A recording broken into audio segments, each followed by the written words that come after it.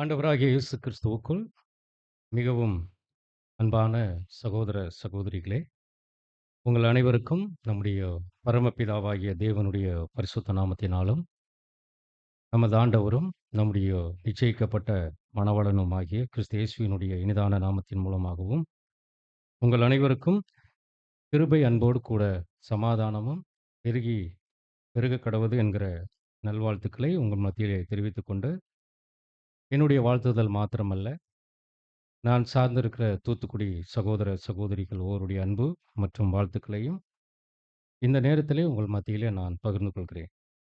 அன்புக்குரிய சகோதர சகோதரிகளே, சகோதரர் பால்ராஜ் அவர்கள் தன்னுடைய தனிப்பட்ட அன்பையும் உங்கள் மத்தியில பகிர்ந்து கொள்ள கேட்டுக்கொண்டார். அதை கூட உங்கள் மத்தியில நாம பகிர்ந்து கொள்கிறோம்.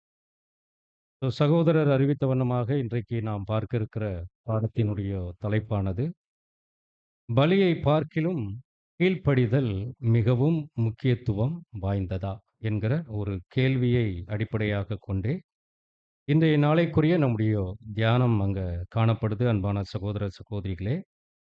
இதற்கு ஆதார வசனமாக நீதிமொழிகளின் புஸ்தகம் 21ஆம் அதிகாரம் 2 மற்றும் 3வது வசனத்தை வாசிக்க கேட்கிறோம். மனுஷனுடைய வழியெல்லாம் அவன் பார்வைக்குச் செம்மையாகத் தோன்றும். கர்த்தரோ இருதயங்களை நிறுத்துப் பார்க்கிறார். பலியிடுவதைப் பார்க்கிலும் நீதியும் நியாயமும் செய்வதே கர்த்தருக்குப் பிரியம். ஆமா. அப்போ மனுஷனுடைய வழிகள் எல்லாம் அவன் பார்வைக்கு செம்மையாக தோன்றும். ஆக்சுவலா அதுல வரக்கூடிய வழிகள் எல்லாம் எப்படி நம்ம போட்டுக்கலாம்னா, திருவிவிலியத்துல பார்த்தீங்கன்னா, நடத்தைகள் எல்லாம் அவன் பார்வைக்கு செம்மையாக தோன்றும். கர்த்தரோ உள் எண்ணத்தை நிறுத்து பார்க்கிறார். இருதயத்த நம்ம படிக்கிறோம் ஆக்சுவலா. உள் எண்ணத்தை. அப்போ இருதயம் இந்த இடத்துல எதை குறிக்குதுன்னா, உள் எண்ணத்தை குறிக்குது. பலியிடுவதை பார்க்கிலும் நீதியும் நியாயமும் செய்வதே கர்த்தருக்கு பிரியம். அப்ப அன்பான சகோதர சகோதரிகளே, இந்த வசனத்தின் அடிப்படையில தான் இன்றைய நாளைக்குரிய பாடத்தை நாம் பார்க்க போகிறோம். பாருங்க, நாம் தேவனுடைய சித்தத்தை நாம நிறைவேற்றணும்னா, நம்முடைய சுய சித்தத்தை நாம் பலியாக செலுத்தணும். இல்லைங்களா? இது கிறிஸ்தவர்களாகிய நாம் அடிப்படையாக இந்த ஒரு வார்த்தையின் அடிப்படையிலேயே இந்த அழைப்பிற்குள்ள நாமோ வந்திருக்கிறோம். இன்றளவும் தேவனுடைய சித்தத்தை நாம் செய்வதற்கு எல்லா வகையிலும் நம்முடைய சுய சித்தத்தை சாகடித்துக் கொண்டே இருக்கணும். எதுவரைக்கும்னா, நம்முடைய மரண பரியந்தமும்.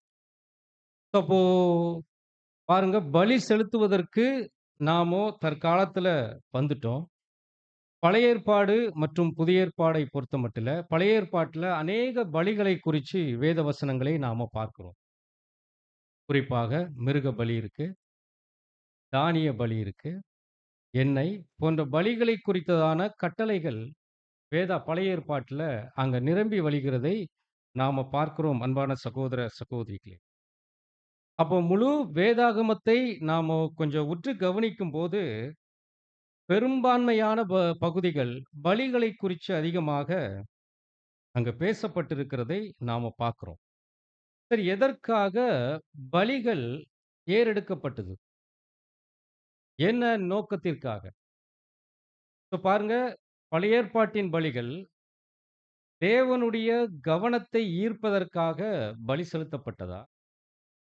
அல்லது நம்முடைய பாவங்களுக்காக நாம் மனம் வருந்துகிறோம் என்பதை தேவனுக்கு காண்பிப்பதற்காக பலிகள் ஏறெடுக்கப்பட்டதா? ஸோ பிரதர் இப்படி கேட்டுட்டு நெக்ஸ்ட் கேட்கிறார், தேவனுக்கு கீழ்ப்படிதல் பற்றின நியமம் என்னவாகும்? வெறுமனே பலியை மாத்திரம் நாம கவனிக்கும்போது, தேவனுக்கு நாம் கீழ்ப்படுகிற அந்த நியமம் என்னவாகும் என்கிற கேள்வியை வைக்கிறார். ஒரு தராசு தட்டுல இந்த பக்கம் பலி, இந்த பக்கம் கீழ்ப்படிதல். எது அதிக எடையை பெறும் என்கிற கேள்வியை முன் வச்சுட்டு, இந்த பாடம் முழுவதிலும் பிரதர் பலிக்கும், கீழ்ப்படிதலுக்குமான தொடர்பை குறிச்சு பேசுறார். ஒருவேள பாடத்திற்கான தலைப்பை இப்படி கூட நாம சிந்திச்சு பார்க்கலாம். பலிக்கும், கீழ்ப்படிதலுக்கும் உள்ள தொடர்பு என்ன? அல்லது கீழ்ப்படிதலின் முக்கியத்துவம் என்ன? ஸோ இந்த தலைப்பை, இந்த பாடத்தை நாம புரிந்து கொள்ளும்போது, நம்ம என்ன செய்யலாம்னா கண்டுபிடிக்கலாம். கொஞ்சம் நீங்க கொஞ்சம் தயவாய் பொறுத்துக்கணும். என் குரல் கொஞ்சம் ஸ்ட்ரக் ஆகும்.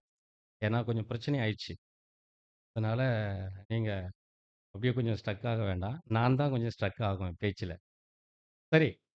அப்போ பாருங்க, பலிக்கும், கீழ்ப்படிதலுக்குமான தொடர்பு குறிச்சு நாம கற்றுக்கொள்ளலாம் அன்பான சகோதர, சகோதரிகளே. முதலாவதாக கீழ்ப்படிதல். கீழ்ப்படிதல் என்ற வார்த்தைக்கான அர்த்தத்தை நாம் புரிந்து கொள்ள முற்படும்போது, இதனுடைய எபிரேய வார்த்தை ஸ்ட்ராங் கன்கார்டன்ஸ் 80, 85ல ஷமா என்ற வார்த்தை பயன்படுத்தப்படுது. ஷமா என்ற வார்த்தைக்கான அர்த்தம் என்ன குடுக்குறாங்கன்னா, டூ ஹியர் இன்டெலிஜென்ட்லி, அதாவது விவேகமாக கவனித்தல்.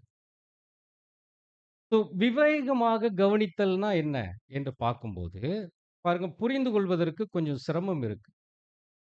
கீழ்ப்படிதல் என்ற அந்த வார்த்தைக்கான அர்த்தம் என்ன என்று நாம பார்க்கும்போது, அதாவது புரிதலுடன் கவனித்து, சொல்ல வரக்கூடிய கருத்தை புரிந்து கொள்ளுதல் அளவுல நாம கவனிக்கணும். கவனிக்கிறதிலேயே 2 வகை இருக்கு இல்லைங்களா?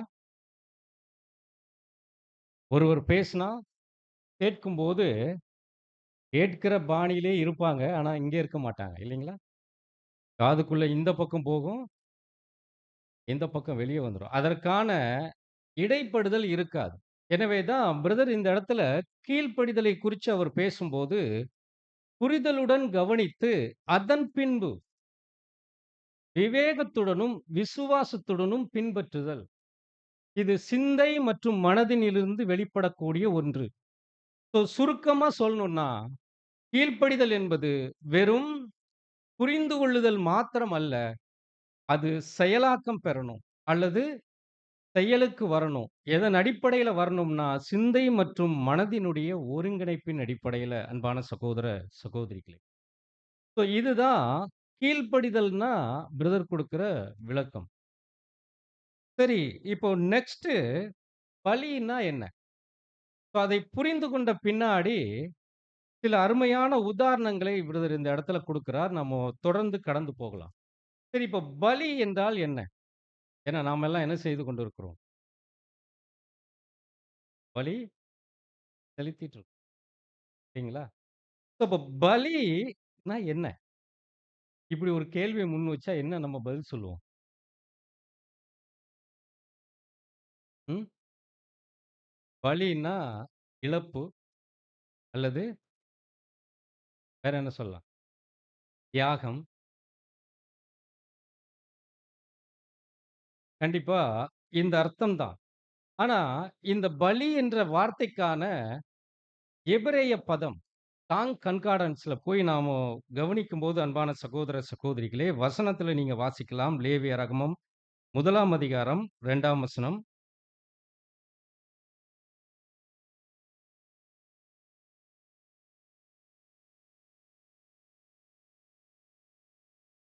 நீ லேவியராகமம் நீ முதல் இஸ்ரவேல் புத்திரரிடத்தில் சொல்ல வேண்டியது என்னவென்றால், உங்களில் ஒருவன் கர்த்தருக்கு பலி செலுத்த வந்தால், மாட்டு மந்தையிலாவது, ஆட்டு மந்தையிலாவது ஒரு மிருகத்தை தெரிந்தெடுத்து பலி செலுத்த வேண்டும். ஆமா. இந்த இடத்துல உங்களில் ஒருவன் கர்த்தருக்கு பலி செலுத்த வந்தார். அந்த பலி என்ற வார்த்தையில நீங்க போய் கன்கார்டன்ஸ்ல நீங்க பார்த்தீங்கன்னா, நம்பர் 7133. இதுல என்ன குடுக்குறாங்கன்னா, குர்பான் என்ற வார்த்தை குடுக்குறாங்க. இந்த குர்பான் என்ற வார்த்தைக்கான அர்த்தம் என்னன்னா, பலிபீடத்தண்டைக்கு கொண்டு வரப்படக்கூடிய ஏதோ ஒன்று அல்லது பலியினாலான காணிக்கை என்று அங்க விளக்கம் தர்றாங்க அன்பான சகோதர, சகோதரிகளே. இப்போ பலின்னா மிருக பலியாக இருக்க வேண்டும் என்ற அவசியம் இல்ல.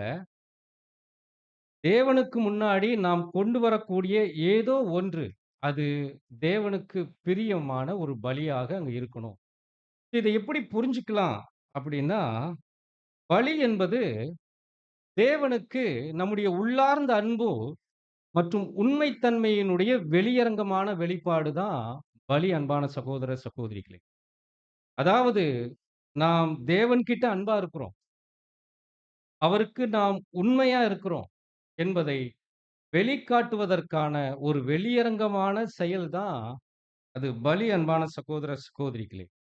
ஸோ இவ்வாறு நாம் பலியை குறிச்சும், கீழ்ப்படிதலை குறிச்சும் பார்த்த பின்னாடி, பாருங்க, கீழ்ப்படிதல் என்பது உடனோடையே அது செயலாக்கம் முழுமையா பெறுகிறது இல்ல. பாடத்துல பிரதர் அருமையா அங்க குடுக்குறார். இப்ப முழுமையான செயலாக்கம்னா, இது ஒரு செயல்முறை. இது தொடர்ந்து கொண்டே இருக்க வேண்டிய ஒன்று, அன்பான சகோதர, சகோதரிகளே. அப்போ கீழ்ப்படிதல் என்பது ஒரு செயல்முறை. இதுல பிரதர் ஒரு 4 பாயிண்ட் இன்னைக்கு நான் உங்கள் மத்தியில பகிர்ந்து கொள்ள இருக்கிறேன். முடிந்த அளவுக்கு. ஸோ கிட்டத்தட்ட பிரதர் ஒரு 7, 8 பாயிண்ட் பேசுறாரு. ஆனா ஒரு 4 பாயிண்ட் மாத்திரம் சுருக்கமாக உங்கள் மத்தியில நாம பகிர்ந்து கொள்கிறோம். ஸோ முதலாவதாக கீழ்ப்படிதல் என்பது ஒரு செயல்முறை. இப்ப இதுல ஃபர்ஸ்ட் பாயிண்ட் பிரதர் என்ன குடுக்குறாங்கன்னா, வேதாகமம் போதிக்கின்றதை கற்றுக்கொள்ள சிறிது காலம் எடுக்கும். வேதம் நமக்கு என்ன போதிக்குது? தேவன் நம்மகிட்ட என்ன எதிர்பார்க்கிறார்? என்பதை நாம் கற்றுக்கொள்வதற்கு சிறிது காலம் எடுக்கும். அப்போ பிரதர் என்ன சொல்றாருன்னா, இப்போ வேதம் போதிக்கிறதை கற்றுக்கொள்ள சிறிது காலம் எடுக்கும்.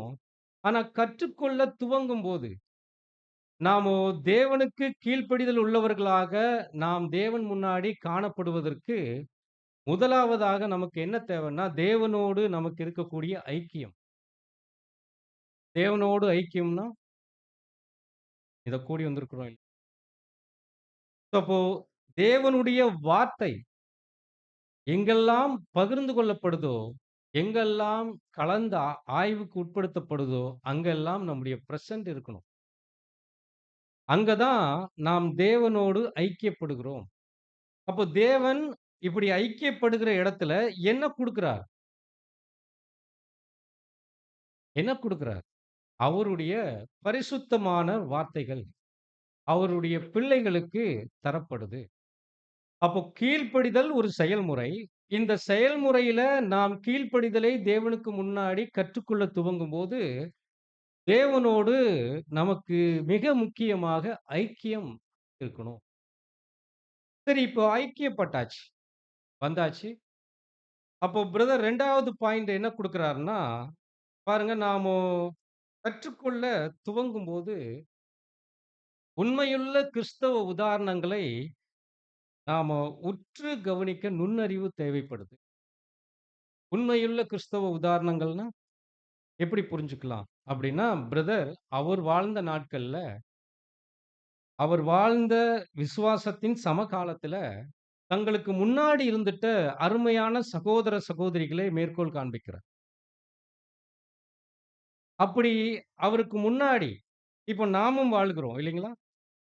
அப்போ நாம இந்த கீழ்ப்படிதலை கற்றுக்கொள்ள நாம துவங்குற இந்த நேரத்துல, உண்மையுள்ள கிறிஸ்தவ உதாரணங்களை நாம உற்று கவனிக்கிறோம். அப்படி உற்று கவனிக்கும்போது, பாருங்க, நம்ம மத்தியிலேயே நெறைய பேர் இருப்பாங்க. பிரதர் அவர் நாட்கள்ல, அவர் காலத்துல பேசுறார். ஒரு அருமையான சகோதரி, அவருடைய மாமி. அவருடைய ஆரம்பகால கிறிஸ்தவ வாழ்க்கையில ரொம்ப இம்ப்ரஷனா இருந்திருக்கிறார். அதாவது அவரை பெருமளவுல உற்சாகப்படுத்துகிற ஒரு அருமையான சகோதரியா இருந்திருக்கிறாங்க. அப்படின்னா என்னன்னா, அவருடைய விசுவாசம், கிறிஸ்தவ வாழ்க்கையில அவர் காண்பிச்சிட்ட விசுவாசம் கன்மலையைப் போன்று இருந்துச்சு அப்படிங்கிறார். அப்படின்னா, தேவன் கிட்ட அவர்கள் கொண்டுட்ட விசுவாசம், அதனுடைய உறுதித்தன்மையை குறிச்சு பேசுறார். விலகாத, என்றென்றும் மாறாத அந்த உறுதித்தன்மைய அந்த அம்மா வெளிப்படுத்தி இருக்கிறாங்க. ஸோ அதை எடுத்து வை. அப்போ பிராக்டிகலா 1வது பிரதர் பேசுறார். சமகாலத்துல நம் மத்தியிலேயே அருமையான சகோதர, சகோதரிகள் இந்த விசுவாசத்தின் பாதையில நமக்கு ஏதோ ஒரு இடத்துல ஒரு உந்து சக்தியாக இருந்திருப்பாங்க. நாம் அவர்கள கவனிக்கணும். நெறைய நேரங்கள்ல நாம வேதத்தை பார்க்கிறோம். உண்மைதான். அதுதான் ரொம்ப முக்கியம். ஆனா, சமகாலத்துல நமக்கு முன்னாடியே அருமையான கிறிஸ்தவ வாழ்க்கை வாழ்ந்து கொண்டிருப்பாங்க. வாழ்ந்து முடிச்சிருப்பாங்க. அவர்களையும் நாம ரொம்ப அருமையா கவனிக்கணும் அன்பான சகோதர, சகோதரிகளே. அப்படி சொல்லிட்டு அதான் சொல்றார். நாம் கற்றுக்கொள்ள துவங்கும்போது, வலிமையான மற்றவர்களை உற்று கவனிக்க வேண்டும் என்று பிரதர் குடுக்கிறார் பாயிண்ட். சரி இப்போ நெக்ஸ்ட்டு பாருங்க, இப்போ வேதத்துக்குள்ள நாம போகலாம். இப்போ வலிமையான உதாரணங்களை உற்று கவனிக்கணும். நெறைய நேரங்கள்ல நெகட்டிவ் தாட் அல்லது என்ன சொல்லலாம்னா, வலிமையற்ற உதாரணங்கள் நமக்கு முன்னாடி தேவன் வைப்பார். கீழ்ப்படிதலை குறிச்சு, அதை செயல்முறைப்படுத்துவதை குறிச்சு, சரிவர செய்யாத உதாரணங்கள் கூட நம்ம வேதத்துல பார்க்க முடியும். 2 அருமையான உதாரணத்தை பிரதர் இந்த இடத்துல குடுக்கிறார். ஒன்று சவுல் ராஜா, மற்றொன்று தாவீது ராஜா. இந்த 2 பேரை குறிச்சு தான் நாம இந்த நாள்ல ரொம்ப குறிப்பா தியானிக்க போறோம். கண்டிப்பா இந்த பகுதிகள் அடிக்கடி நாம தியானிச்சிருப்போம். ஆனா, இந்த பாடத்திற்கு இசைவாக இந்த பகுதியை நாம தியானிக்கும்போது, ரொம்ப ஆச்சரியம். தற்காலத்துல நம் மத்தியில தேவன் எதை எதிர்பார்க்கிறார் என்பதை நாம புரிந்து கொள்வதற்கு ரொம்ப பேருதவியாக அங்க இருக்கும் அன்பான சகோதர, சகோதரி. ஸோ இந்த பகுதியில பிரதர் குடுக்கக்கூடிய முதல் பாயிண்ட் என்னன்னா, கீழ்ப்படிதல் உள்ளவர்களாக தோன்றுவதற்கு பலியினை தவறான முறையில் உபயோகிப்பது சுலபமான காரியம் என்று சொல்றார். பாருங்க, இப்ப நான் கீழ்ப்படிதல் உள்ளவராக காண்பிக்கணும் தேவனுக்கு முன்னாடி. இதற்காக இந்த பலி செலுத்துகிறதை நான் தவறான முறையில பயன்படுத்துவது ரொம்ப சுலபமான காரியமாக இருக்கும். ஸோ இந்த அடிப்படையில தான் இந்த உதாரணத்தை நாம பார்க்க போகிறோம். இப்போ சவுல் ராஜாவை குறிச்சு நாம பார்க்கும்போது, அவர்கிட்ட இருந்து என்ன நாம முதலாவது எடுக்கலான்னா, அவர்கிட்ட ஒரு தனிப்பட்ட அகங்காரத்திற்கான ஆபத்தான செயல்கள் காணப்பட்டது. ஸோ இது பாடத்துல நாம பார்க்கலாம் அன்பான சகோதர, சகோதரிகளே. அதாவது கீழ்ப்படிதல் உள்ளவராக அவர் காண்பிக்க முற்பட்டார். அப்படி முற்படும்போது பலியினை தவறான முறையில பயன்படுத்தினார். இது எப்படி சொல்லலாம்னா, பாருங்க நம்முடைய இந்த நிகழ்கால கிறிஸ்தவ வாழ்க்கைக்கு இத அருமையா ஒப்பிட்டு பிரதர் பேசுறார். என்ன சொல்றார்ன்னா, பாருங்க கீழ்ப்படிதலை செயல்முறைப்படுத்த முற்படுகிறோம். அப்படி முற்படும்போது தேவ சித்தத்தை நமக்கேற்ற தனிப்பட்ட விதத்தில் திருத்தி அமைத்து, தேவன் ஒரு சித்தம் வச்சிருக்கிறார். பிரதர் இங்க சொல்றார். அதற்கு ஏதாவது அ திருத்த முடியுமா நம்மளால? திருத்தவே முடியாது. அவர் சித்தம் என்னவோ அதுதான். ஆனா, பாருங்க இந்த இடத்துல சவுல் ராஜா கிட்ட இருந்து கற்றுக்கொள்ளக்கூடிய மிக உயரிய பாடத்தை இந்த யுகத்தின் கிறிஸ்தவர்களுக்கு எடுத்து வைக்கும்போது என்ன சொல்றார்ன்னா, தேவ சித்தத்தை நமக்கேற்ற தனிப்பட்ட விதத்தில திருத்தி அமைத்து அல்லது தனிப்பயனாக்கிக் கொண்டு தேவ சித்தத்தை நிறைவேற்றியுள்ளோம் என்று நம்மையே நம்ப விரும்புகிறோம் என்று எழுதுறார். அதாவது தேவ சித்தம் இதுன்னா, அதை இப்போ நமக்கேற்ற விதத்தில திருத்தி அமைத்து, இப்ப தேவ சித்தத்தை நான் நிறைவேற்றியிருக்கிறேன் என்று நம்மையே நாம் நம்ப முற்படுகிறோம் என்கிற விஷயத்தை தான் சவுல் ராஜா கிட்ட இருந்து பிரதர் அருமையா உன்னிப்பா கவனிச்சு இங்க சொல்றார். பாருங்க, இது வசனத்துல போய் பார்க்கும்போது ரொம்ப அருமையா புரியும். நீங்க வசனம் வாசிக்கலாம். 1 சாமுவேலின் புஸ்தகம் 15ஆம் அதிகாரம் 20, 21வது வசனம். சவுல் சாமுவேலை நோக்கி, நான் கர்த்தருடைய சொல்லைக் கேட்டு, கர்த்தர் என்னை அனுப்பின வழியாய்ப் போய், அமலேக்கின் ராஜாவாகிய ஆகாகை கொண்டு வந்து அமலேக்கியரை சங்காரம் பண்ணினேன். ஜனங்களோ உம்முடைய தேவனாகிய கர்த்தருக்கு கில்காலிலே பலியிடுதற்காக கொள்ளையிலே சாபத்தீடாகும் ஆடு மாடுகளிலே பிரதானமானவைகளைப் பிடித்துக்கொண்டு வந்தார்கள் என்றான். ஆமா. இந்த சம்பவம் நமக்கு நன்கு தெரியும். அடிக்கடி தியானிச்சிருக்கிறோம். குறிப்பாக இந்த இடத்துல சவுல் சாமுவேலுக்கு பிரதியுத்தரம் குடுக்கிறார். அப்படி சொல்லும்போது என்ன சொல்றாருன்னா, நான் கர்த்தருடைய சொல்லைக் கேட்டு அப்படின்னா, இங்க என்ன நம்ம கவனிக்கிறோம்னா, புரிதலுடன் கவனிச்சிருக்கிறார். தேவன் என்ன சொல்ல வர்றார் என்பதை கவனிச்சேன் சொல்றார். அதாவது, நான் கர்த்தருடைய சொல்லைக் கேட்டு, கர்த்தர் என்னை அனுப்பின வழியாய் போய்.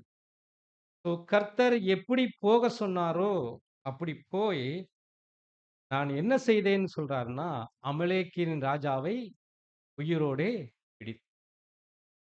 இந்த இடத்துல சவுல் சொல்லக்கூடிய வார்த்தையை நாம கொஞ்சம் கவனிக்கும்போது, அவரு தேவனுடைய வார்த்தைக்கு கீழ்ப்படிந்தது போன்றே அவருடைய ஸ்டேட்மெண்ட் இருக்கு.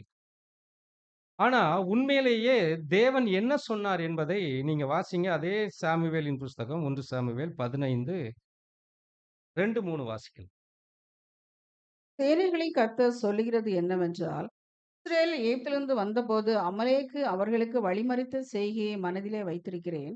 இப்போதும் நீ போய் அமலேக்கை மடங்கடித்து அவனுக்கு உண்டான எல்லாவற்றையும் சங்கரித்து அவன் மேல் இரக்கம் வைக்காமல் புருஷரையும் ஸ்திரீகளையும் பிள்ளைகளையும் குழந்தைகளையும் மாடுகளையும் ஆடுகளையும் ஒட்டகங்களையும் கழுதுகளையும் கொன்று போட கடவாய் என்கிறார் என்று சொன்னார்.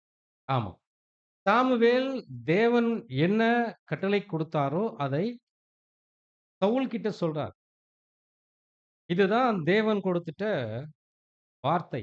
அல்லது தேவனுடைய வார்த்தையை நீங்க கேளுங்கன்னு சொல்லிட்டு, தேவன் சொல்றார், என் ஜனங்கள் எகிப்து தேசத்திலிருந்து புறப்பட்டு வரும்போது, அமலேக்கு அவருக்கு எதிர்கொண்டு அவரை வழிமறித்த சம்பவத்தை நான் என் நினைவில் வச்சிருக்கிறேன். சொல்லிட்டு, நீ என்ன செய்யணும்னு சவுலுக்கு சாமுவேல் மூலமாக தேவன் சொல்றார்ன்னா, நீ அமலேக்கியரை என்ன செய்யணும்? மடங்கடித்து, அதுல ஜனங்கள் துவங்கி, ஸ்திரீகள், பெண்கள், குழந்தைகள் யாரையும் உயிரோட வைக்கக்கூடாது. மிருக ஜீவன்களில் எதுவும் உயிரோடே விடக்கூடாது. முற்றிலுமாக சங்கரித்து. இதுதான் தேவன் கொடுத்துட்ட கட்டளை. இப்போ சவுல் ராஜா நம்ம 21வது வசனத்துல நாம பார்க்கும்போது என்ன சொன்னார்? 20வது வசனம் நினைக்கிறேன். 1 சாமுவேல் 15, 20ல என்ன சொல்றார்ன்னா, நான் கர்த்தருடைய சொல்லைக் கேட்டு, அவர் அனுப்பின வழியாய் போய், நான் அமலேக்கின் ராஜாவாகிய ஆகாகை உயிரோடே பிடித்து. இப்ப பாருங்க, அது மாத்திரம் இல்ல. அவர் என்ன செய்திருக்கிறார்ன்னா, சாபத்தீடானதுல முதல் தரமானது, 2ஆம் தரமானதை என்ன செய்திருக்கிறார்ன்னா, கொண்டு வந்திருக்கிறார். இப்போ அவர் கொண்டு வந்த உடனே, தேவனுடைய வார்த்தை சாமுவேல் தீர்க்கதரிசிக்கு உண்டாகுது. நான் சவுலின் நிமித்தம் அவன ராஜாவாக்கிட்டு மனஸ்தாபப்படுகிறேன். நீ போய் பாரு சாமுவேல், அங்க என்ன நடக்குதுன்னு சொல்றார். சாமுவேல் வந்துட்டு அன்றைக்கு முழுவதும் தேவன்கிட்ட விண்ணப்பம் பண்ணிட்டு, அதிகாலமே எழுந்து சவுலை பார்க்கிறதுக்கு கடந்து போறார். அங்க போகும்போது அவர் அங்க இல்ல, கில்காலுக்கு போனதாக அறிவிக்கப்படுது. கில்காலுக்கு போறாரு. கில்கால்ல சவுல் சாமுவேல வரவேற்கிறார். கர்த்தரால் ஆசீர்வதிக்கப்பட்டவரே வாங்க. சொல்லிட்டு, ஆ கர்த்தருடைய வார்த்தைக்கு நான் என்ன செய்தேன்னா செய்தேன். கர்த்தருடைய சொல்லுக்கு நான் கீழ்ப்படிந்தேன் சொல்றார். சொல்லும்போது தான் சாமுவேல் கேட்கிறார். என் காதில் விழுகிற ஆடு மாடுகளின் சத்தம் என்னது? கேட்கும்போது நீங்க சவுலுடைய வார்த்தை கவனிச்சீங்கன்னா, ஆ பாருங்க, உங்களுடைய தேவனாகிய கர்த்தருக்கு ஜனங்கள் கில்காலிலே பலியிடுவதற்காக, ஆ சாபத்தீடானதில் முதல் தரமானவைகளை கொண்டு வந்தார்கள். நான் இல்ல. சொல்றாரு அவரு. அவரு யார சொல்லல. ஜனங்களோ சொல்றாரு. ஜனங்கள் தான் என்ன செஞ்சாங்க? கொண்டு வந்தாங்க. எனக்கு அதுக்கும் சம்பந்தமே இல்ல. சொல்றாரு. இப்போ சாமுவேல் ஆ கொஞ்சம் மன வருத்தம் ஆகுறாரு. இது ஃபர்ஸ்ட் டைமு. நீங்க அப்படியே தான் நம்ம 21வது வசனம் பார்த்தோம். செகண்ட் டைமும் சொல்றாரு சாமுவேல். இந்த 2வது தருணத்திலும் சவுல் நீங்க பார்த்தீங்கன்னா, அவர் அப்படியே ஸ்டேட்மெண்ட் குடுக்குறார். எந்த விதமான தான் தவறு செய்து விட்டோம் என்கிற அல்லது தேவனுடைய வார்த்தைக்கு தான் கீழ்ப்படியவில்லை என்ற எந்த உணர்வும் இல்ல. மீண்டும் அவர் சொல்வது தான் நம்ம பார்த்தோம். 20, 21வது வசனத்தில். கர்த்தர் என்னை அனுப்பின வழியாய் போய் நான் வந்துட்டு ஆகாகை உயிரோடை கொண்டு வந்து அமலேக்கியரை சங்காரம் பண்ணி ஜனங்களோ உம்முடைய தேவனுக்கு கில்காலிலே பலியிடுவதற்கு என்ன செய்தாங்கன்னா, கொள்ளையிலே சாபத்தீடாகும் ஆடு மாடுகளிலே பிரதானமானவைகளை பிடித்துக் கொண்டு வந்தாங்க. எனக்கும் அதுக்கும் சம்மந்தமே இல்ல. என்ற இந்த தோரணையில தான் அங்க சொல்றார். இப்போ தான் சாமுவேல் அத விடும் அப்படிங்கிறார். அந்த பேச்சை விடும். இப்போ கர்த்தர் உமக்கு என்ன சொல்கிறார் என்பதை நான் சொல்றேன் அப்படின்னு தான் அடுத்தடுத்த வசனங்கள்ல நாம சொல்வதை நாம பார்க்கிறோம். அதாவது பலியிடுவதை பார்க்கிலும் கீழ்ப்படிதலே உத்தமம். இப்படி சொல்லிட்டு வர்றார். அதுல நம்ம பார்க்கலாம். ஆனா இந்த இடத்துல சவுல் ராஜாவுக்கு தேவன் கொடுத்துட்ட கட்டளை என்ன? அல்லது செய்யச் சொல்லின வார்த்தை என்ன என்று நாம பார்க்கும்போது, யாரையும் உயிரோட வைக்கக்கூடாது. அதுல கொள்ளையில உள்ள அனைத்தையுமே என்ன செஞ்சிரணும்னா, முற்றிலுமாக சங்கரிச்சிரணும். அதுல ஒன்றைக் கூட எடுத்துக்கொள்ளக் கூடாது. இதுதான் தேவன் அவர்ட்ட கொடுத்துட்ட வார்த்தை. ஆனா சவுல் செய்தாரான்னா, ஒரு குறிப்பிட்ட அளவு செய்தார். இல்லைங்களா? ஆனா, முற்றிலுமாக அவர் கீழ்ப்படியவில்லை அன்பான சகோதர, சகோதரிகளே. அவர் ராஜாவாகிய ஆகாகை உயிரோடே கொண்டு வந்தார். அது மாத்திரமல்ல, இப்போ யார் மீது குற்றத்தை சுமத்தினார்ன்னா, ஜனங்கள் மீது. ஜனங்கள் மீது இந்த குற்றத்தை சாட்டினார் என்று நாம பார்க்கிறோம். அப்ப இந்த இடத்துல பிரதர் ஒரு அருமையான பாயிண்ட் குடுக்குறாரு. என்ன குடுக்குறாருன்னா, முக்கியமான அதிகார பதவியில் இருக்கும்போது, மனிதநேயமானது மிகவும் நன்றாய் வழியினை திசைதிருப்பும். ஒரு உயர்ந்த பதவியில இருக்கும்போது, மனிதநேயம். ஒருவேளை ராஜாவை என்ன செஞ்சிருக்கிறார்? உயிரோட கொண்டு வந்திருக்கிறார் இல்லைங்களா? ஒரு ராஜாவை உயிரோட என்ன செய்திருக்கிறார்? காப்பாற்றியிருக்கு. அதான் இந்த இடத்துல சொல்றார். ஒரு முக்கிய அதிகார பதவியில இருக்கும்போது, மனிதநேயமானது மிகவும் நன்றாய் வழியினை என்ன செய்யும்? திசைதிருப்பும். ஒருவேளை குற்றவாளி யார்தான்? தவறு செய்தவர் யார்தான்? ராஜா தான். ஏன்னா, ராஜா எவ்வழியோ, அவ்வழியில் என்ன எப்படி இருப்பாங்க? ஜனங்கள் இருப்பாங்க. ராஜா தான் தவறு செய்திருக்கிறார் அன்பான சகோதர, சகோதரிகளே! அவர் தான் செய்த தவறை என்ன செய்யலன்னா, ஒப்புக்கொள்ளல. ஆமா நான் தப்பு செஞ்சுட்டேன். இந்த விஷயத்துல நான் தவறிட்டேன் என்கிற அந்த எண்ணமே இல்லை அன்பான சகோதர, சகோதரிகளே! ஆனா எனவே தான் சாமுவேல் தீர்க்கதரிசி இப்போ அவருக்கு வரக்கூடிய தண்டனை குறிச்சு பேசுறார். அல்லது அவருடைய ராஜ்ய பாரம் அவரை விட்டு நீங்குவதை குறிச்சு பேசுறார். நீங்க வசனம் வாசிக்கலாம். 21 முதல் 23 வரைக்கும் 1 சாமுவேல் 15.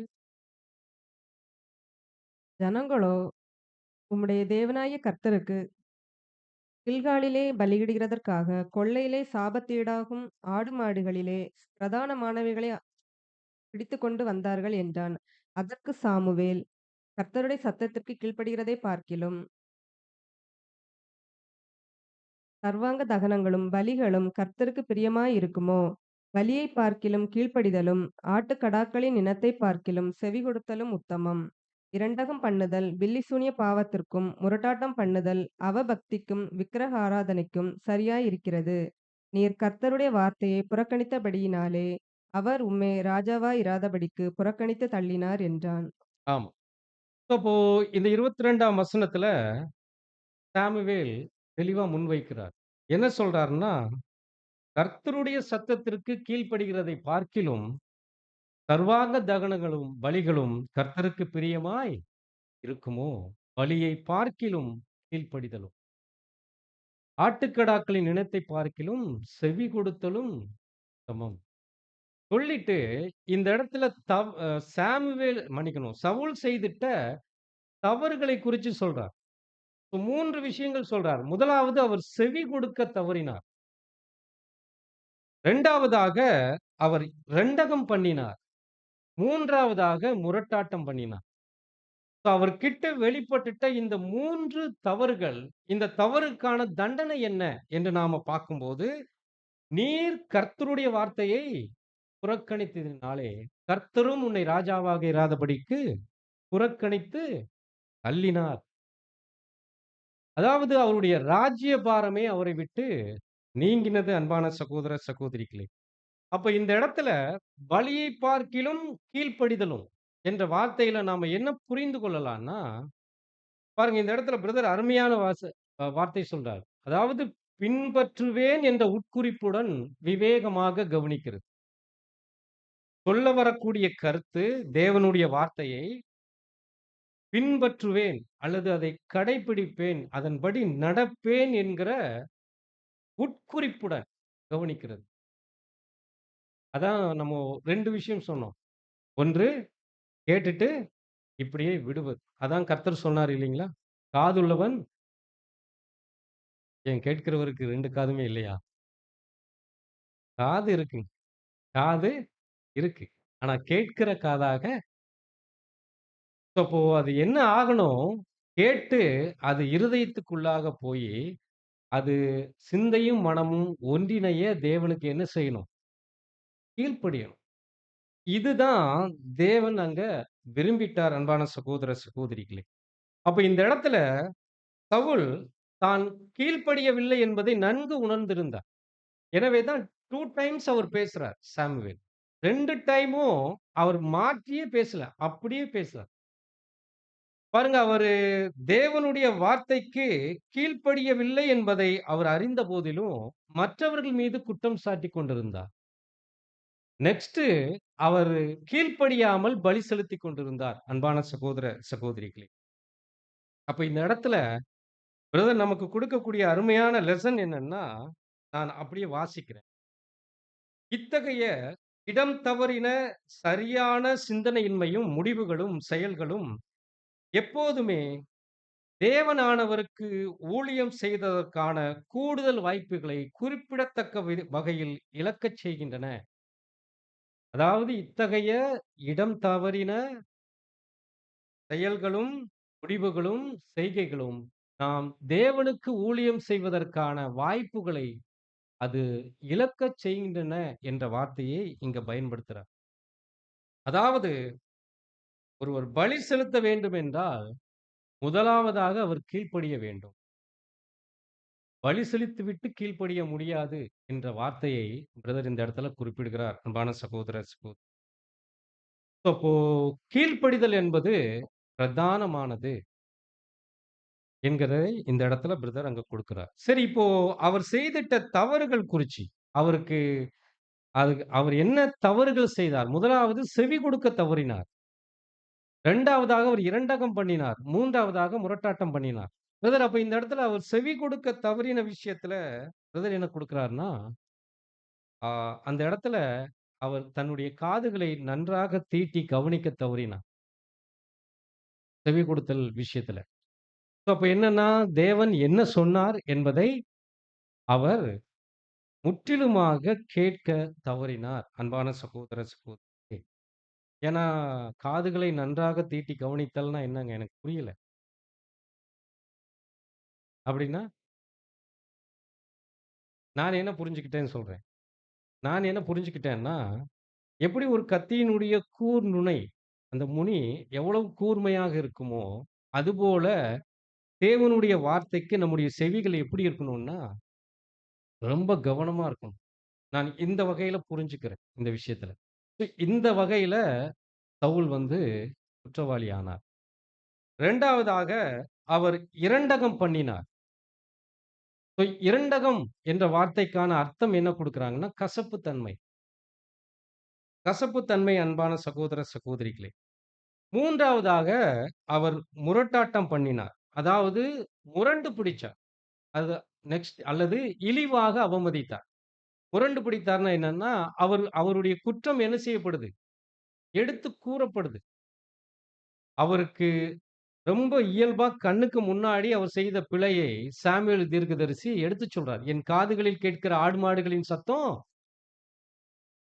சொல்றார். சொல்லும்போது உண்மையிலேயே அவருக்கு கண்டிப்பா தெரிஞ்சிருக்கணும். இல்லைங்களா? ஆனா, அவர் ஜனங்கள் மீது குற்றம் சுமத்தினார் என்று நாம பார்க்கிறோம். அப்போ இந்த 3 வகையான ஆபத்துக்களை நாம் தவிர்த்தாலே போதும். தேவனுக்கு நாம் கீழ்ப்படுகிற செயல்முறையில ஒரு அடி எடுத்து வைக்கலாம் அன்பான சகோதர, சகோதரிகளே. அப்போ நாம செய்ய வேண்டியது என்ன என்று பிரதர் அருமையா கொடுக்கும்போது, தேவனுடைய வார்த்தைகளை நம் மனதிற்கு கொண்டு சென்று, அவருடைய கட்டளைகளுக்கு முதலாவது செவி கொடுக்கணும். அவர் என்ன சொல்ல வர்றார்? தேவன் என்கிட்ட என்ன விரும்புகிறார்? அந்த வார்த்தைக்கு முதலாவது நாமோ செவி கொடுக்கணும். 2வது தேவனுக்கு விரோதமாக ஒரு கசப்போ அல்லது கலகமோ செய்யாம இருக்கணும். 3வதாக எல்லாவற்றிற்கும் மேலாக அவர் என்னை நடத்த வல்லவர் என்று அவரையே நம்பி இருக்கணும். இந்த 3 விஷயங்களை இந்த இடத்துல சவுல் கிட்ட இருந்து நாம கற்றுக்கொள்ளலாம் அன்பான சகோதர, சகோதரி.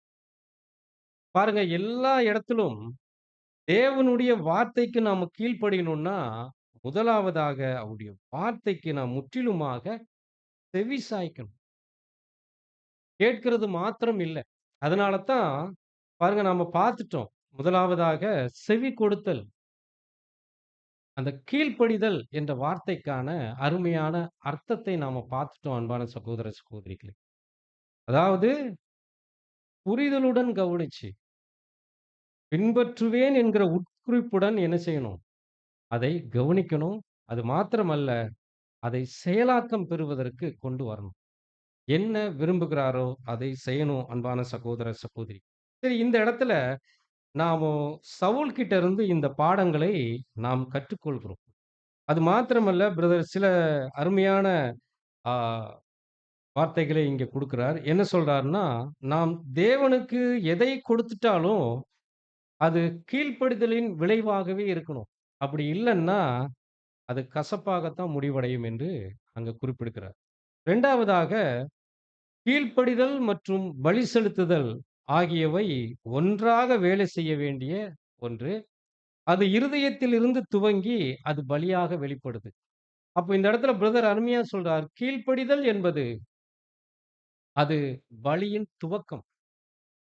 கீழ்ப்படிதல் தான் பலியினுடைய துவக்கம் என்பதை இந்த இடத்துல சகோதரர் பதிவு செய்கிறார் அன்பான சகோதர, சகோதரிகளே. அப்போ சவுல் கிட்ட இருந்து இந்த அருமையான பாடத்தை கற்றுக்கொண்ட பின்னாடி, தாவீது கிட்ட இருந்து நாம கற்றுக்கொள்ள முயற்சி செய்யலாம் அன்பான சகோதர, சகோதரிகளே. இப்போ தாவீது ராஜா செய்திட்ட பாவத்தை குறிச்சு நம்ம அநேக முறை, அநேக தருணங்கள்ல 2 சாமுவேல் 11ஆம் அதிகாரம், 12ஆம் அதிகாரங்கள்ல நாமோ பார்க்கிறோம் இல்லைங்களா? அந்த அந்த விஷயங்கள் எல்லாமே நமக்கு நன்கு தெரியும். எனவே பிரதர் பாடம் எழுதின சகோதரர் அந்த பகுதியை பகிர்ந்து கொள்ளல. ஆனா, அதனுடைய அருமையான சாராம்சத்தை எடுத்து முன்வைக்கிறதை நாம பார்க்க முடியுது அன்பான சகோதர, சகோதரிகளே. என்ன சொல்றாருன்னா, ஒரு பயங்கரமான பாவத்தை செய்தார். இல்லைங்களா? தாவீது. ஏன்னா, தாவீதை குறிச்சு வசனம் என்ன சொல்லுது? தேவன் என்ன சொல்றாருன்னா, என் இருதயத்திற்கு ஏற்றவன். ஆனா, தேவனுடைய இருதயத்திற்கு ஏற்றவனாக சர்டிபிகேட் வாங்கிட்ட தாவீது, அவர் மிகப்பெரிய பாவம் செய்தார். நமக்கு தெரியும். இல்லைங்களா? பட்சேபாலை எடுத்துக்கொண்டது. உரியாவை தந்திரமா போர்க்களத்துல முன்னாடி நிப்பாட்டி கொலை செய்தது. இதெல்லாம் தாவீது கிட்ட நம்ம பார்க்கிறோம். பாருங்க, அங்கேயும் நாத்தான் தீர்க்கதரிசி வந்தார். ஒரு குட்டி கதை சொன்னார். சொல்லிட்டு தாவீது கேட்கிறார். அந்த கதை உங்களுக்கு தெரியும். அந்த மனுஷன் யார் என்று கேட்கும்போது, "நீ தான் அந்த மனுஷன்." தாவீது என்ன செய்தார்? அந்த கான்வர்சேஷனுக்கு பின்னாடி பார்த்தீங்கன்னா, "நான் பாவம் செய்தேன்." சவுல் போல என்ன செய்யல? ஜனங்கள் மீது திசை திருப்பல. குற்றச்சாட்டை என்ன செய்யல? மாத்தல. நான் பாவம் செய்தேன் என்று ஒப்புக்கொண்டார். ஒப்புக்கொண்ட பின்னாடி பாருங்க, நமக்கு அதுக்கு பின்னாடி நடந்துட்ட சம்பவங்கள்லாம் நமக்கு தெரியும். ஆனா, இந்த இடத்துல நமக்கு எடுத்து குறிப்பா முன்வைப்பது, கீழ்ப்படிதல் என்பது ஒரு செயல்முறை. அதுல வலிமையான மற்ற உதாரணங்களை நாம உற்று கவனிக்கிறோம். அதுல சமகாலத்துல கவனிச்சோம். சவுல் ராஜாவினுடைய செயல்களை கவனிச்சோம். இப்ப தாவீது ராஜா கிட்ட பிரதர் எடுத்து வைக்கிற விஷயம் என்னன்னா, மோசமான பாவங்களை செய்யும்போது, அ பலி செலுத்துவதை நாம் எப்படி கையாளுகிறோம்? என்கிற இந்த விஷயத்தை குறிச்சு அங்க பேசுறார் அன்பான சகோதர, சகோதரிகளே. இப்ப இந்த மோசமான பாவங்கள் எப்போது வெளிப்படும் என்று பிரதர் அங்க குறிப்பிடும்போது, தன்னிறைவு. ஒரு விஷயத்துல அல்லது அ இந்த ஓட்டத்துல நாம ஒரு ஒரு ஸ்டேஜ் வந்திருக்கிறோம் என்ற ஒரு நிலையை எட்டும்போது தான் சொல்றாரு, இந்த மோசமான பாவங்கள் நம்மிடம் வரக்கூடும். சொல்லிட்டு, சில நேரங்கள்ல நாம் ஏதோ ஒன்றோடு சௌரியமாகி விடுகிறோம். இது எதற்கு நம்மை வழி நடத்தும்னா, ஒரு பொருத்தமற்ற அடிகளை எடுத்து வைப்பதற்கு நம்மை வழி நடத்திடும். ஸோ அதுதான் இந்த மோசமான பாவங்கள் அன்பான சகோதர, சகோதரிகளே. அப்ப இந்த இடத்துல இந்த உதாரணம் 2வது உதாரணத்துல சவுல் ராஜா மன்னிக்கணும். தாவீது ராஜா மற்றும் அவருடைய அவலட்சணமான பாவங்களின் விலை குறிச்சு பேசுறார். பிரதர் அன்பான சகோதர, சகோதரி. சரி இப்போ நம்மட்ட வர்றார். வரும்போது என்ன சொல்றார்ன்னா, நாம் அருவருப்பான பாவங்களை செய்துவிட்டு பலி செலுத்தி விடலாம் என்பது அது பதிலாகாது. அது சரியாக இருக்காது என்பதை சொல்லிட்டு, இப்போ நெக்ஸ்ட் சொல்றார். தாவீதை அருமையா மென்ஷன் காமிச்சு அவர் சொல்றார். நாம் தவறு செய்து விட்டோம் என்பதை உணர்ந்தவுடன் நம்முடைய எதிர்வினை என்னவாக இருக்கணும்? அப்படின்னா, முதலாவதாக மன வருத்தம் இல்லைங்களா? மனம் வருந்தணும். ஸோ நெக்ஸ்ட்டு மனம் திரும்புதல் ரொம்ப முக்கியம் அன்பான சகோதர, சகோதரிகளே. ஆனா, சில நேரங்கள்ல மன வருத்தத்தோடே அது முடிவடைந்து, பலி செலுத்துவதற்கு நாமோ கடந்து போயிறக் கூடாது என்பதை இந்த இடத்துல பிரதர் பகிர்ந்து கொள்கிறார். அதாவது, ஏதோ ஒன்றோடு நாம் சௌகரியமாகி விடுகிறோம்னா என்ன சொல்றார்ன்னா, தப்பு செஞ்சுட்டோம். ஆமா தப்பு செஞ்சுட்டோம். தவறுதான். மன வருத்தம் ஆயிடுச்சு. இதோடே நாம் தொடர்ந்து பலி செலுத்துவது, அது தேவனுடைய சித்தத்தை செய்வதாகாது என்று பிரதர் இங்க குறிப்பிடுறார். அப்படின்னா என்ன சொல்ல வர்றார்ன்னா, உண்மையான இருதய மனம் திரும்புதல் அவசியமான ஒன்று அன்பான சகோதர, சகோதரிகளே. அப்ப நாம தவறு செய்வதற்கான தீவிர முயற்சி எங்க நடந்தது என்பதை நாம என்ன செய்யணும்னா, ஆய்வு செய்யணும். திரும்பி அங்க பார்க்கணும் அன்பான சகோதர, சகோதரி. ஸோ நம்முடைய தவறுக்கான துவக்கம் என்ன? அது எவ்விதம் நடந்தது? மன வருந்துவது மாத்திரமல்ல, மனம் திரும்புதல் ரொம்ப முக்கியம். ஸோ சவுல் ராஜாவை பொறுத்தமட்டில பாருங்க அவருடைய இருதயம் குளிர்ச்சியாக இருந்துச்சு.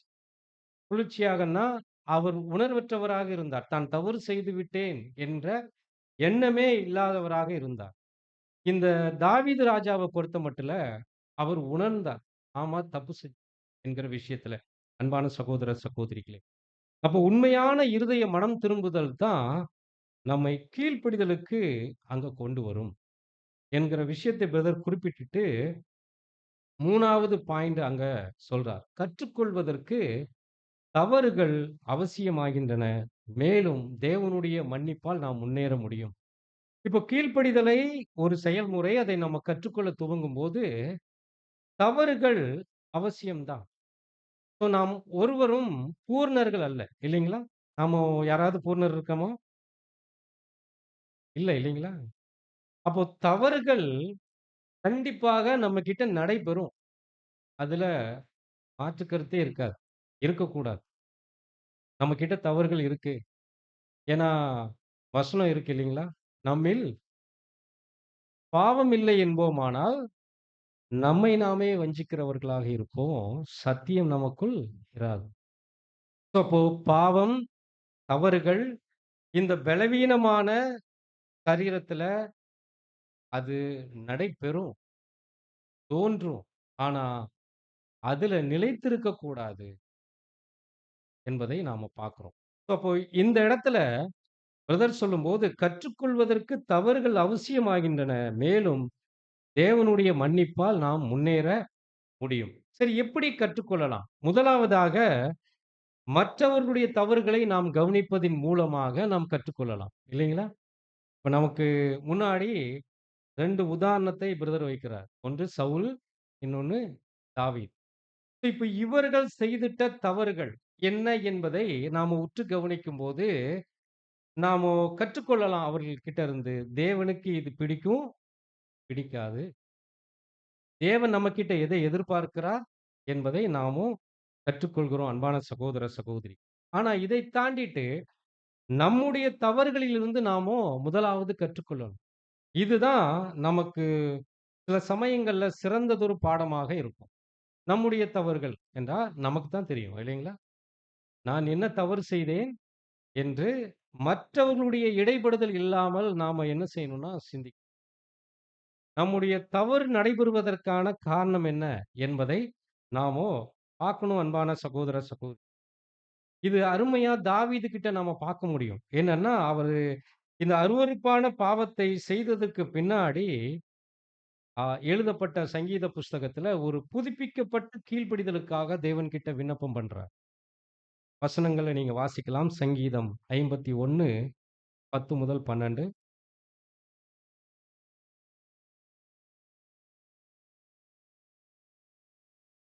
தேவனே, சுத்த இருதயத்தை என்னிலே சிருஷ்டியும். நிலைவரமான ஆவியை என் உள்ளத்திலே புதுப்பியும். உமது சமூகத்தை விட்டு என்னை தள்ளாமலும், உமது பரிசுத்த ஆவியை என்னிடத்திலிருந்து எடுத்துக்கொள்ளாமலும் இரும்.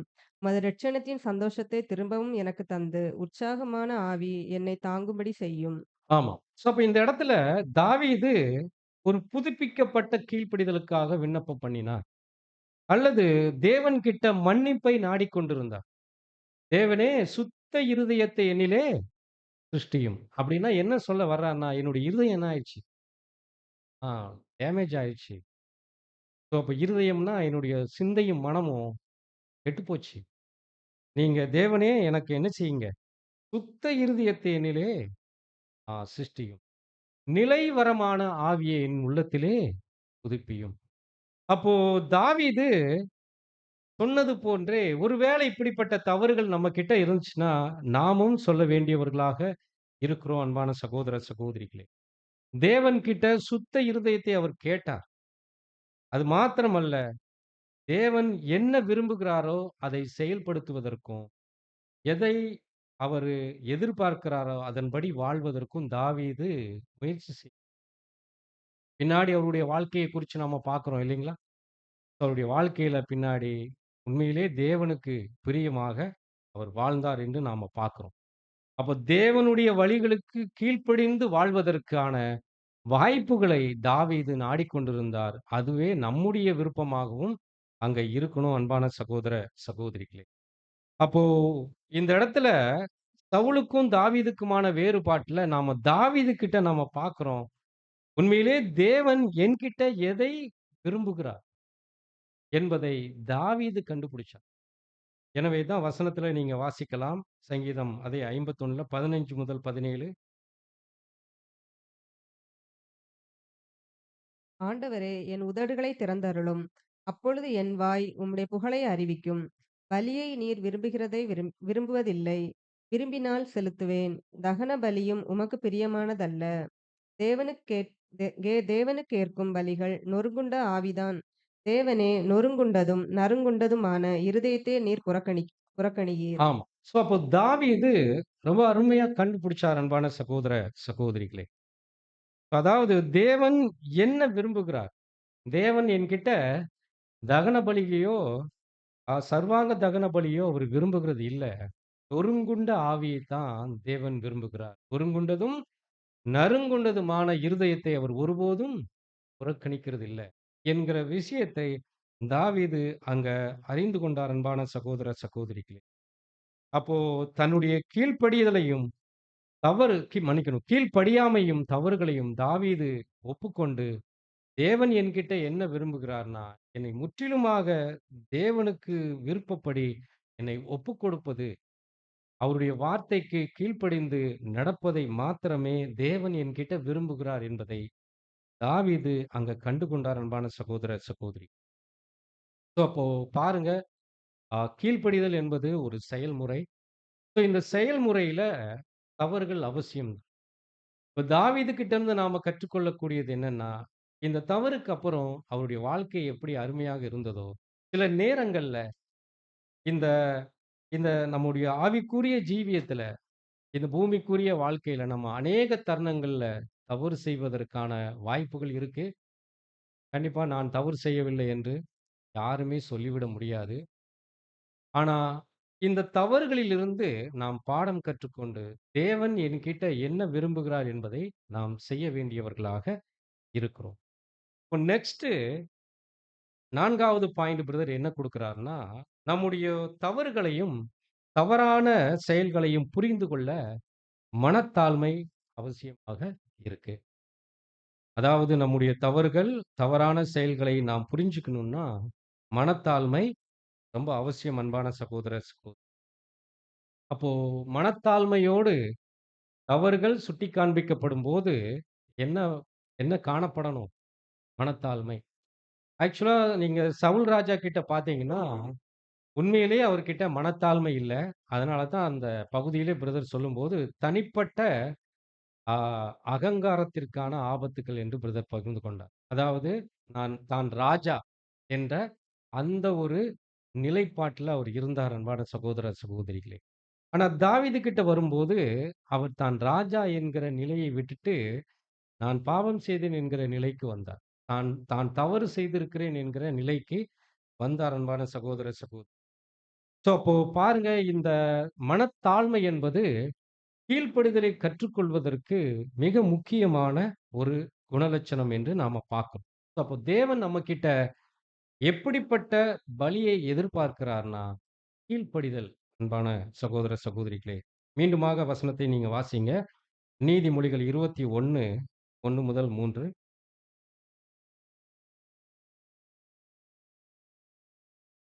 நீதிமொழிகள் 21 முதல் 3 வசனங்கள். ராஜாவின் இருதயம் கர்த்தரின் கையில் நீர்க்கால்களைப் போலிருக்கிறது. அதை தமது சித்தத்தின்படி அவர் திருப்புகிறார். மனுஷனுடைய வழியெல்லாம் அவன் பார்வைக்குச் செம்மையாகத் தோன்றும். கர்த்தரோ இருதயங்களை நிறுத்துப் பார்க்கிறார். பலியிடுவதைப் பார்க்கிலும் நீதியும் நியாயமும் செய்வதே கர்த்தருக்கு பிரியம். ஆமா. பலியிடுவதை பார்க்கிலும் நீதியும் நியாயமும் செய்வதே கர்த்தருக்கு பிரியம். அப்போ பலியிட வேண்டான்னு சொல்லல. ஸோ இந்த கோணம் புரிஞ்சுக்கணும். பலியிடுவதை பார்க்கிலும்னா, எது முதலாவது என்பது தான் இந்த இடத்துல பிரதர் பேசுறார். அப்போ கீழ்ப்படிதல் தான் தேவன் நம்மகிட்ட முதலாவது விரும்புகிறார். பின்பு நீங்க என்ன செய்யுங்க? உங்க பலிகளை கொண்டு வாருங்கள். அப்போ கீழ்ப்படிதல் ரொம்ப முக்கியம். இந்த இடத்துல நாம பார்க்கிறோம், பலியிடுவதை பார்க்கிலும் நீதியும், நியாயமும் செய்வதே தேவனுக்கு பிரியம். அப்போ பிரதர் இந்த இடத்துல நீங்க ஒருவேளை கமெண்ட்ரி போய் பார்த்தீங்கன்னா, அருமையான சில வார்த்தைகள் குடுக்குறார். அதாவது அன்பின் குணலட்சணங்களில் நாம என்ன செய்யணும்னா, வளர்ச்சி அடையணும். நெக்ஸ்ட்டு உடன் சகோதர, சகோதரிகள் மீது நாம அன்பு காமிக்கணும். அல்லது என்ன செய்யலாம்னா, பிறரை நேசிக்கணும். பிறரிடத்துல நாம் அன்பு செலுத்தணும் அன்பான சகோதர, சகோதரிகளே. தேவன் நம்மகிட்ட விரும்பக்கூடியது இதுதான் என்பதை நாம பார்க்கிறோம். அப்போ முதலாவது தேவனுடைய வார்த்தைக்கு நாம கீழ்ப்படியணும். 2வதாக நாம பலி செலுத்தணும். பலி செலுத்துதல் என்று சொல்லும்போது நம்முடைய நேரத்தையும் சரி, நம்முடைய தாளந்துகளையும் சரி, நம்முடைய அனைத்தையுமே தேவனுக்கு நாம் பலி செலுத்துதல்ல இது அடங்கும் என்று நாம பார்க்கிறோம். சரி, இப்போ நெக்ஸ்ட்டு நாம தாவீது கிட்ட கற்றுக்கொள்ளக்கூடிய மிக அருமையானது என்னன்னா, தாவீது இவ்வளோ பெரிய பாவம் செய்துட்டாரு. பயங்கரமான பாவம். ஆனா, தாவீது மனம் திரும்ப வேண்டியது இருந்துச்சு. அப்போ மனம் திரும்புதல் மற்றும் மனம் திரும்புது. திரும்பு அல்லது மன வருத்தம் என்பது எதை குறிக்குது என்று நாம பார்த்து இந்த பாடத்தை நிறைவுக்கு கொண்டு வரலாம். இப்போ மனம் திரும்பு என்ற வார்த்தைக்கும், மனம் திரும்புதல் என்ற வார்த்தைக்கும் ஒரு சின்ன வித்தியாசம் இருக்கு. கன்கார்டன்ஸ் நம்பர் வந்து 3340ல மனம் திரும்பு அல்லது மன வருத்தம் வருது பார்த்தீங்களா? அந்த வார்த்தைக்கான ஆ ஆ கன்கார்டன்ஸ்ல 3340 என்ன குடுக்குறாங்கன்னா, மெட்டாநாயியோ என்ற வார்த்தை. இது என்ன விளக்கம் என்று பார்க்கும்போது, மறுபரிசீலனை செய்வது அல்லது சிந்தித்து பார்த்தல், மன வருத்தம் என்று நாம பார்க்கிறோம். நெக்ஸ்ட்டு மனம் திரும்புதல். அது ஸ்ட்ராங் கன்கார்டன்ஸ் வந்து 3341ல என்ன வருதுன்னா, மெட்டாநோயா என்ற வார்த்தை வருது. இது மனச்சான்றின் உறுத்தல் மற்றும் உட்குறிப்பின் மூலமாக எதிரிடையாக மாற்றுதல். மன வருத்தம். ஏன்னா, மனச்சான்றின் உறுத்தல். இப்போ அது மட்டும் பத்தாது, அதனுடைய திசையை அப்படியே எதிரிடையாக மாற்றுதல். எந்த பக்கம் தவறு செய்தோமோ, அதற்கு எதிர்ப்புறமாக நாம கடந்து செல்லுதல். அன்பான சகோதர, சகோதரிகளே! அல்லது என்ன சொல்றாங்கன்னா, மறுபரிசீலனை செய்து முற்றிலும் திரும்பி எதிர் திசையில் செல்வதாகும். எந்த பக்கத்துல தவறு நடந்துச்சோ, அதற்கு நேராக எதிரிடையாக திரும்புதல். அன்பான சகோதர, சகோதரிகளே! சரி, இதற்கு சில உதாரணங்களை நாம பார்க்கலாம். ஸ்ட்ராங் கன்கார்டன்ஸ் 3340க்கு அ மத்தேயு சுவிசேஷம் 11ஆம் அதிகாரம் 21ஆம் வசனம்.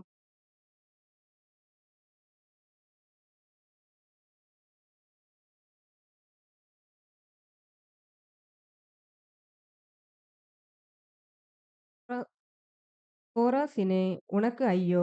பெத்சாயிதாவே, உனக்கு ஐயோ! உங்களில் செய்யப்பட்ட பலத்த செய்கைகள் தீருவிலும் சீதோனிலும் செய்யப்பட்டிருந்ததானால், அப்பொழுதே ரெட்டுடுத்தி சாம்பலில் உட்கார்ந்து மனந்திரும்பி இருப்பார்கள். அப்போ இந்த இடத்துல கோராசினே உனக்கு ஐயோ! பெத்சாயிதாவே உனக்கு ஐயோ! என்று சொல்லப்படுது இல்லைங்களா? இந்த கோராசின் எதை குறிக்குதுன்னா, அந்த கலிலேயா நகரம், அந்த பகுதி. நெக்ஸ்ட்டு பெத்சாயிதா எதை குறிக்குதுன்னா, கெனசரேத் பகுதி. அன்பான சகோதர, சகோதரிகளே! குறிப்பா இது எத சொல்லப்படுதுன்னா, நம்முடைய கர்த்தருடைய பிரதானமான ஊழியங்கள் இந்த பகுதியை சுற்றியே இருந்துச்சு. ஸோ அவருடைய அற்புதங்கள், அவருடைய வார்த்தை பிரசங்கித்த விஷயங்கள் அனைத்துமே இந்த பகுதியில காணப்பட்டது. ஆனா, அங்க தான் அநேக அற்புதங்கள் செய்யப்பட்டது. அததான் வசனம் சொல்லுது. "கோராசினே உனக்கு ஐயோ! பெத்சாயிதாவே உனக்கு ஐயோ! உங்களில் செய்யப்பட்ட பலத்த செய்கைகள் தீருவிலும், சீதோனிலும் செய்யப்பட்டிருந்ததானால், அவர்கள் ரெட்டுடுத்தி சாம்பலிலே உட்கார்ந்து மனம் திரும்பி இருப்பார்கள்." அப்போ இந்த இடத்துல வர்றது இருக்கு இல்லையா? மனம் திரும்பி என்ற வார்த்தை 3340 ஸ்ட்ராங் கன்கார்டன்ஸ். இதுதான் நம்ம பார்க்கிறோம். மெட்டானாயியோ மனம் ஆ வருத்தம் அல்லது மறுபரிசீலனை செய்வது. அன்பான சகோதர, சகோதரிகளே! இந்த மன வருத்தம் என்பது மனம் திரும்புதலின் செயல்முறையினுடைய துவக்கம் தான். இது முடிவில்ல. இது செயல்முறைக்கு வரணும்னா, மனம் திரும்புதல் என்கிற விஷயம் அங்க நடைபெறணும். அன்பான சகோதர, சகோதரிகளே! இந்த விஷயத்துல பிரதர் அருமையா காண்பிக்கிறாரு. யூதாஸ் காரியோத்து. யூதாஸ் காரியோத்து தான் கர்த்தருக்கு செய்ததை எண்ணி என்ன ஆனார்னா, மனம் வருந்தினார். வருத்தம் அடைந்தார். ஆனா, அதனோடே அவர் மனம் திரும்புதல் காண்பிக்கல. அன்பான சகோதர, சகோதரிகளே! அப்ப மன வருத்தம் என்பது மனம் திரும்புதல் ஆகாது என்பதை நாம புரிந்து கொள்வதற்கு தான் இந்த இடத்துல பிரதர் காண்பிக்கிறார். அப்போ மனம் திரும்புதல் என்பது ரொம்ப முக்கியம். அப்போ இந்த இடத்துல இந்த மனம் திரும்புதலை குறிச்சு பிரதர் சொல்லும்போது, அதாவது நான் வாசிக்கிறேன் அப்படியே. மனம் திரும்புதல் நம்மை நிறுத்தி, கவனிக்க வைத்து, செயல்முறைப்படுத்தி, முடிவடைய வைத்துவிட்டு, பின்னர் அடிப்படையாகவே திசையை மாற்றச் செய்கிறது. அதாவது மனம் திரும்புதல் என்பது நம்மை நிறுத்தி, அதாவது என்னன்னா மறுபரிசீலனை செய்ய செய்து, நெக்ஸ்ட்டு செயல்முறைப்படுத்தி, அதை முடிவடைய வைத்துவிட்டு, பின்னர் எதிர் திசையில முற்றிலுமாக மாற்றி வழிநடத்தக்கூடிய ஒன்று. அன்பான சகோதர, சகோதரிகளே! அப்போ இந்த இடத்துல மனம் திரும்புதல் என்பது ரொம்ப முக்கியம். நம்ம வாழ்க்கையில கண்டிப்பா சில நேரங்கள்ல தவறுகள் வெளிப்படலாம். என்ன செய்ய முடியாதுன்னா, கண்டிப்பா அது கடக்க தான் செய்யும். ஆனா உண்மையிலேயே மனம் திரும்புதல் என்பது ரொம்ப முக்கியம். மன வருத்தம் ஆ போதாது. எனவே தான் பிரதர் எழுதும்போது, தாவீது மனம் திரும்ப வேண்டியது இருந்தது. அவர் மனம் திரும்பினார். தன் தவறுகளை ஒப்புக்கொண்டார். பின்பு எதிர் திசையில அவர் பயணித்தார் என்று நாம பார்க்கிறோம். அன்பான சகோதர, சகோதரிகளே! பாடத்திற்கு நிறைவா, ஏன்னா இந்த பாடம் வந்து ஒரு பெரிய பாடம் என்கிறதுனால, பிரதர் இந்த இடத்துல ஒரு குறிப்பிட்ட வகையில நிறுத்துறார். எனவே தான் நாமளும் அந்த பகுதியில நிறுத்தவே விரும்புகிறோம். ஆ என்னன்னா, இந்த பாடத்தின் நிறைவா பிரதர் அங்க பகிர்ந்து கொள்ளும்போது, நாம நம்முடைய ஜீவியங்கள் அனைத்தையுமே பலி செலுத்த நாம வந்திருக்கிறோம். மனிதர்களாகிய நாம் என்ன செய்ய வேண்டும் என்று செய்வதை விட, தேவன் நம்மகிட்ட என்ன விரும்புகிறாரோ, அதை செய்வதே உத்தமம். தேவன் என்கிட்ட என்ன எதிர்பார்க்கிறார்? அதத்தான் நாமும் செய்யணும் அன்பான சகோதர, சகோதரி. இது கீழ்ப்படிதலுக்கான ஒரு மனநிலையில, ஒரு நல்ல நிலையில வைக்கும்னு சொல்றார். தேவன் என்கிட்ட என்ன செய்ய விரும்புகிறாரோ, அதை மாத்திரம் செய்வேன் என்ற அந்த எண்ணம் மாத்திரமே நம்மை கீழ்ப்படிதல்ல ஒரு சரியான நிலையில அங்க வைக்கும் அன்பான சகோதர, சகோதரிகளே. இறுதியாக சில வார்த்தைகள் கொடுத்து பிரதர் முடிக்கிறார். என்ன சொல்றார்ன்னா, நான் கொஞ்சம் வாசித்துர்றேன்.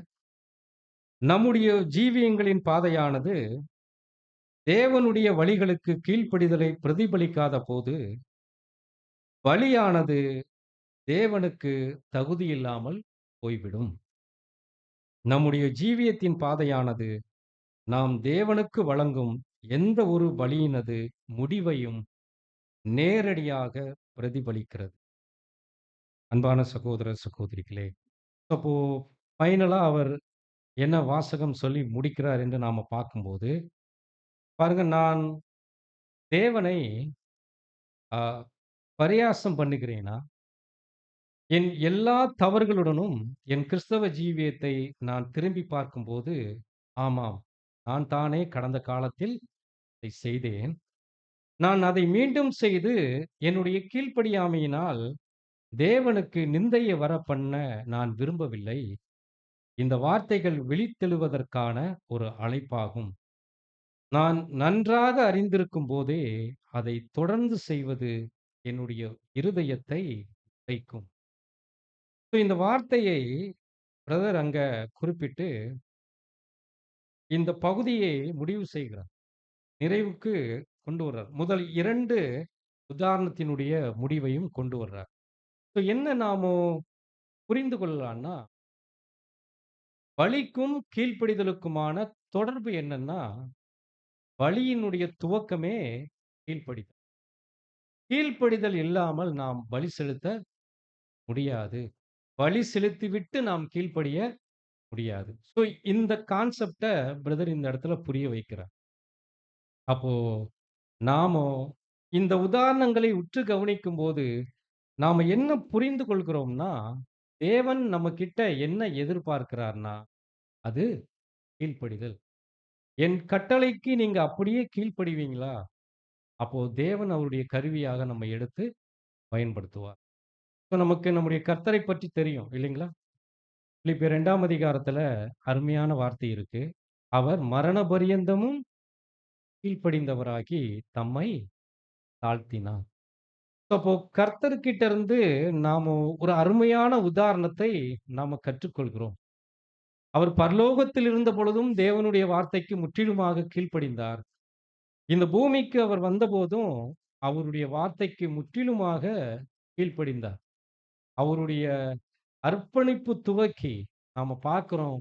அவருடைய மரணம் வரையிலும் தேவனுடைய சித்தத்திற்கு அவர் பரிபூரணமான கீழ்ப்படிதலை வெளிப்படுத்தினார் அன்பான சகோதர, சகோதரிகளே.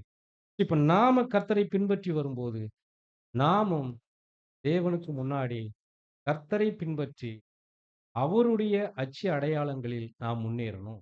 இதுதான் தேவன் நம்மகிட்ட எதிர்பார்க்கிறார் என்கிற வார்த்தையோடு நாம இன்றைக்குரிய பாடத்தை நாம் நிறைவு செய்கிறோம். வசனங்களை பொறுமையோடு கேட்ட உங்கள் அனைவரையும் தேவன் தாமே ஆசீர்வதிப்பாராக. ஆமென். சபையார் கொடுத்துட்ட இந்த ஒரு நல்லதொரு வாய்ப்பிற்கு நான் அனைவருக்குமே என்னுடைய நன்றியை தெரிவித்துக் கொள்கிறேன்.